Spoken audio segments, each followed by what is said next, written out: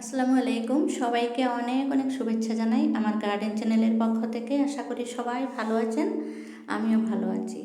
বৃষ্টির পরে চলে আসলাম বাগানে, এসেই দেখছি আমার ড্রাগন ফলটা একটু বড় হয়েছে। আর এই যে দেখুন, একটাতে এখনও ফুল লেগেই রয়েছে, আর একটা ছোট্ট ফুলের মতন দেখা যাচ্ছে, আপনাদেরও একটু দেখাই।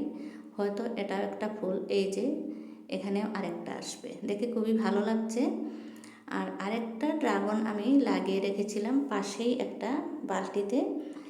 এটা গ্রো হওয়ার আগেই এখানে আমি একটু ডাঁটার বীজ দিয়েছিলাম, আর ডাঁটাগুলো একটু বড় হয়ে গেছে, আর ড্রাগন গাছটা নিচের দিকে দেখাই যাচ্ছে না। উপর থেকে ডাঁটার শাকগুলো খেয়ে নেব, তারপরে ড্রাগন গাছটা বড় হয়ে যাবে। ড্রাগন গাছটা ভেতরে ভেতরে কিন্তু একটু গ্রো হয়েছে, দেখা যাচ্ছিল না। আর এই ডাঁটার শাকগুলো খাওয়ার পরে গাছটা ফ্রি হয়ে যাবে। তারপরে এদিকটায় দেখুন, আমার এই যে লঙ্কা গাছে অনেক লঙ্কা রয়েছে, আধা পাকা হয়ে রয়েছে। আজকে ঘরে লঙ্কা আছে, তাই আমি এগুলো নেব না, লাল হয়ে যাক তারপরে নেব। অনেকগুলো হয়েছে, এভাবে আপনারাও করতে পারেন বালতিতে লঙ্কা চাষ। আর দেখুন, আমি যে ছোট ছোট ঢেঁড়সের চারাগুলো লাগিয়েছিলাম, সেগুলো এখন গ্রো হয়ে গেছে। কতগুলো এমন বড় হয়েছে, দেখুন কত সুন্দর গ্রোথ হয়েছে। প্রথম যে তিনটা লাগিয়েছিলাম সেই তিনটা সবচেয়ে বড়, তারপরে আমি স্টেপ বাই স্টেপ লাগিয়েছি, এগুলো কিন্তু ছোট ছোট আছে। এই জুলাই মাসেই ভেন্ডি বা ঢেঁড়সের চারা লাগাতে পারেন।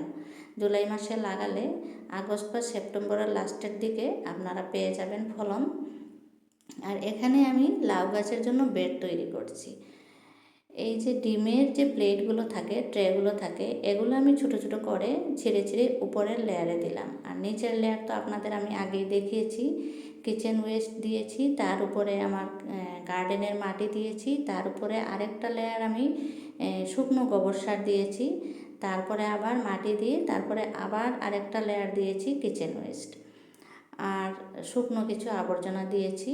আর এই যে আমার হাতে যে জিনিসটা দেখতে পাচ্ছেন, এটা হচ্ছে কলমি শাক। আজকে দুপুরে আমরা কলমি শাক খেয়েছি।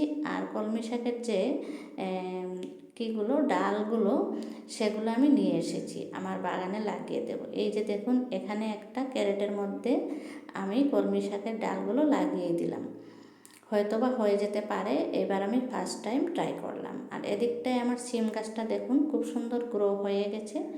আপনারাও শীতের সবজি সিমের বীজ লাগিয়ে নিন, লাউয়ের বীজ তাড়াতাড়ি লাগিয়ে নিন।